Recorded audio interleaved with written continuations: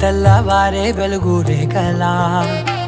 పచ్చ పచ్చ పచ్చి మట్టి బొమ్మలా అల్లి బిల్లి వెన్న పాల నురగలా